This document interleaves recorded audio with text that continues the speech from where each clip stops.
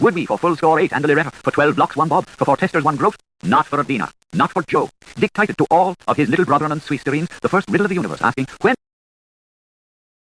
Shemmy, on his very first debauch at the very dawn of proto-history, seeing himself such and such, when playing with thistle words in their garden nursery, brief or tropheo at Fig Street, 111, Shovelin, Old Holand. Would we go back there now for sounds, pillings and cents? Would we now for annas and annas? Would we for full score 8 and a liretta, for 12 blocks 1 bob, for 4 testers 1 groat? Not for a dinar, not for Joe. Dictated to all of his little brethren and Swisterines the first riddle of the universe, asking when is a man not a man? Telling them take their time, young prize, and wait till the tide stops, for from the first his day was a fortnight, and offering the prize of a bittersweet crab, a little present from the past, for their copper age was yet unminted to the winner. One said, when the heavens are Quakers. The second said, when Bohemian lips. The third said, when he know, when wholehearted, when he is a Gnostic and determined to. The next one said, when the angel of death kicks the bucket of life. Still another said, when the wine's at wit's end. And still another, when lovely woman stoops to conk him. One of the litliest said, me, Sam, when Papa papered the harbour. One of the wittiest said, when he eat ye ablo cookin, and he's mere zelf do jukin. Still one said, when you are old I'm grey, fall full we sleep. And still another, when we dead or walk not. And another, when he is just only after having been semi-sized. Another, when yea, he hath no bananas. And one, when those pigs they begin now that they will flies off into the loof. All were wrong, so Shem himself, the dictator, took the cake. The correct solution being, all give it up. When he is yours till the rending of the rocks, sham. Shem was a sham, and a low sham, and his lowness creeped out first via foodstuffs. So low was he that he preferred Gibson's tea-time salmon tinned, as inexpensive as pleasing, to the plumpest roe-heavy lax, or the friskiest par or smoked trout that ever was gapped between Lake Slip and Island Bridge, and many was the time he repeated in his botulism that no jungle-grown pineapple ever smacked like the whoppers you shook out of Ananias's cans, find later in Gladstone's corner house, England. None of your inch-thick, blue-blooded balaclava fried at belief steaks, or juice-jelly legs of the Grix's molten mutton, or greasily gristly grunter's goopans, or slice upon slab of luscious goose bosom, with lump after load of plum-pudding stuffing, all a swim in a swamp of bog oak gravy for that Greek-and-hearted you'd. Roast beef of Old Zealand, he could not touch it. See what happens when your somatophage merman takes his fancy to our vegetarian swan? He even ran away with himself, and became a far soonerite, saying he would far sooner muddle through the hash of lentils in Europe than meddle with Ireland's split little pea. Once, when among those rebels in a state of hopelessly helpless intoxication, the Tissivore strove to lift a citron peel to either nostril, hiccuping, apparently impromptu by the hibbat he had with his glottal stop, that he could flourish forever by the smell, as that cedron, like a cedar of the founts on mountains with Lebanon of Lebanon. Oh, the lowness of him was beneath all up to that sunk too. No liked by like firewater, or first serve, first shot, or gullet burn gin, or honest brewberry beer either. Oh dear no. Instead, the tragic jester sobbed himself way whingingly sick of life on some sort of a rhubarberous, maundering, yellow-green, funkel-blue, windigot, diodying applejack, squeezed from sour grapefruit. And to hear him twixt his sedimental cup-slips when he had gulped down much too many gourds of it, retching off to almost as low with-swillers, who always knew notwithstanding when they had had enough, and were rightly indignant at the wretch's hospitality when they found to their horror they could not carry another drop. It came straight from the noble white fat Joe, open wide sack, Joe, why hide that, Joe, the wine vat. Of the most serene majesty as archdiocese, if she is a duck, she's a duchess, and when she has a fair bour's not her fault, now is it? Arch touch-ups, funnier grinning, and fancier in her yet, fannier in ya. Ain't that swell, hey? P-Mengro. Talk about lowness. Any dog's quantity of it visibly oozed out thickly from this dirty little blacking beetle. For the very fourth snap, the Turnbull girl with her cold-blood Kodak shotted the as yet unremunerated national apostate, who was cowardly gun and camera shy, taking what he fondly thought was a short cut to car fare, Stoke Amerigas, via the ship's steam pride when, after having buried a hatchet not so long before, by the wrong goods exeunt, number desh to tren into patata papaveries, fruiterers, and musical florists, with his chaho chavi, sarshin chili pen. She knew the vice out of Bridewell was a bad fast man by his walk on the spot.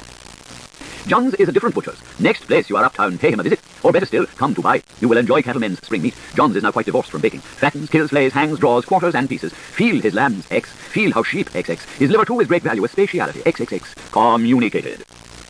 Around that time, moreover, one generally, for love of money, hoped, or at any rate suspected among morticians, that he would early turn out badly, develop hereditary pulmonary TB, and do for himself one dandy time, nay, of a pelting night-blanketed creditors, hearing a coarse song and splash off Eden Key, sighed and rolled over, sure all was up, but, though he fell heavily and locally into debit, not even then could such an antinomian be true to type. He would not put fire to his cerebrum. He would not throw himself in Liffey. He would not explode himself with pneumatics. He refused to saccharate himself with a sod. With the foreign devil's leave, the frayed-born fraud diddled even death. Ansi, cabled, but shaking the worth out of his mouth, guarda costa leporello, satious Christ, from his neo-republican asylum to his Jonathan for a brother. Here, okay, gone to Murray, we're splooched, do something, fireless, and had answer. Inconvenient, David. You see, chaps, it will trickle out. Freak silly, of course, but the Tom and the shorty of it is, he was in his bardic memory low.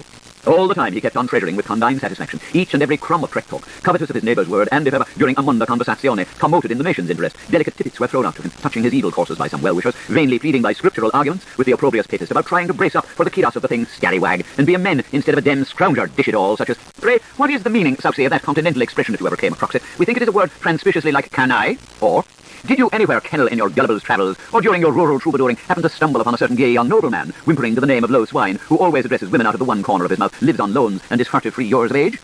Without one sigh of haste, like the supreme prig he was, and not a bit sorry, he would pull a vacant landlubber's face, root with earwaker's pensile in the outer of his loucher, and then, lisping the prattle-pay parnella to kill time, and swatting his dead best to think what under the canopies of Jansen's crest would any decent son of an Albio gentleman who had been to an university think, let a lent hit in, and begin to tell all the intelligentsia admitted to that Camilesi Santalesi contumazione, since still and before physicians, lawyers merchant, belfry politicians, agricolas manufrauders, sancrostains of the Pure River Society, philanthropics lodging on as many boards round the panesthetic at the same time as possible, the whole lifelong swine story of his entire low cornai existence, abusing his deceased ancestors, wherever the sods were, and one moment tar-booming great blunderguns Poe about his far-famed fine Poppermore, Mr. Hum-Hum, whom history, climate and entertainment made the first of his set and always up to date, though Evans ears how many fines he faces, and another moment Weissenbrusses croaking 3 jeers pa for his rotten little ghost of a peppy bag, Mr. Himmy Shimmy, a blighty, a reeky, a lighty, a scratey, a badly, a ninny, dirty seventh among thieves, and always bottom sawyer, till no one knowed how homely home could be, giving unsolicited testimony on behalf of the absent, as glib as Eve's water to those present, who, meanwhile, with increasing lack of interest in his semantics, allowed various subconscious snickers to dribble slowly across their features, unconsciously explaining for inkstands, with a meticulosity bordering on the insane, the various meanings of all the different foreign parts of speech he misused, and cuttle-fishing every lie unshrinkable about all the other people in the story, leaving out, of course, foreconsciously, the simple warp and plague and poison they had cornered him about, until there was not a snoozer among them, but was utterly undeceived in the heel of the reel by the recital of the rigmarole.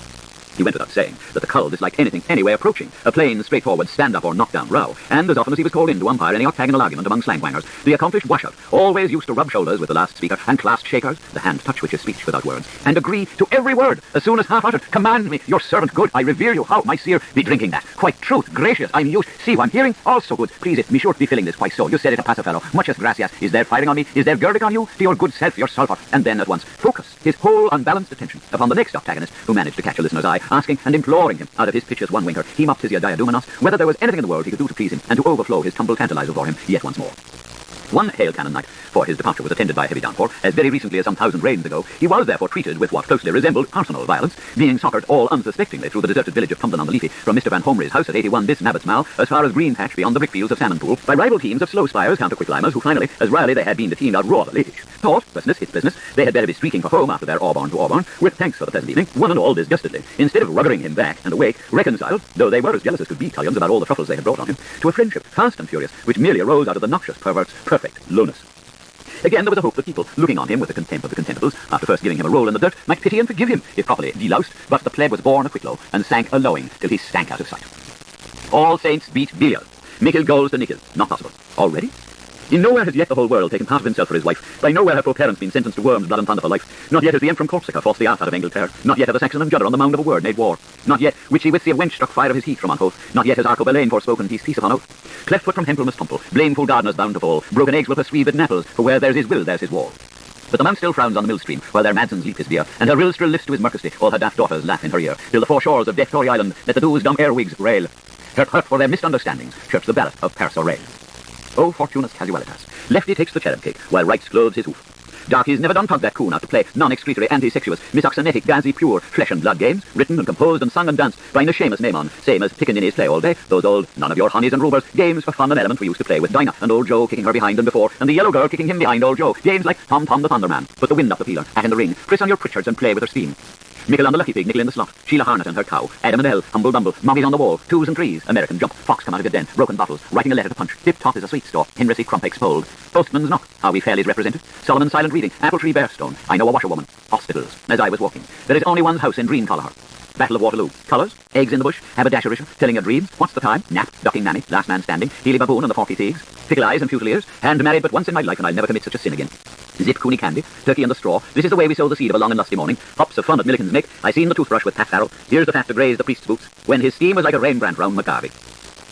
Now, it is notoriously known how on that surprisingly bludgeoning Unity Sunday, when the grand Jarmagall all-star bout was harrowly the rage between our Weltingtons extraordinary and our Petty Ticks the Marshalese, and Irish eyes of welcome were smiling daggers down their backs, when the Rolf Weiss and Blouse met the Neuer Blank and Rogues, and the grim white and cold bet the black fighting pans, categorically unimperative by the Maxims, a rank funk getting the better of him, the stuff in a bad fit of pyjamas, fled like a leveret for his bare lives to Talviland, Aho, Nahaza, pursued by the scented curses of all the village bells, and without having struck one blow, Pig stole on him was lusty lagging, it was because Dusty shook, Cusky corked himself uptight in his ink battle house, badly the worse for booze gas, there to stay in a far for the light, where, as there was not a moment to be lost, after he had boxed around with his forte piano till he was hauled back bump and bumping blues, he collapsed carefully under a bed tick from Schwitzer's, his face enveloped into a dead warrior's telemac, with a lullabaw's sunbonnet and a what water wattle at his feet to stoke his energy of waiting, moaning feebly in Monk Marian monotone, but tarn long, and then a nation louder, while engaged in swallowing from a large ampuller, that his Padraig's purgatory was more than a nigger bloke could bear, henny paralysed by the tongue warfare, and all the schmozzle, daily maily full of lace, holy maily, muddle of joss, his cheeks and trousers changing colour every time a gat croaked. How is that for lo, ladies and gentlemen? Why, dog of the Crostigans, whole continents rang with this Cairo Coron Lonus. Sheols of houris in shems upon divans, revolted Stella's Vespertine less among them, and a bare, mention of the scaly revolt exclaimed, Puas! But would anyone short of a madhouse believe it?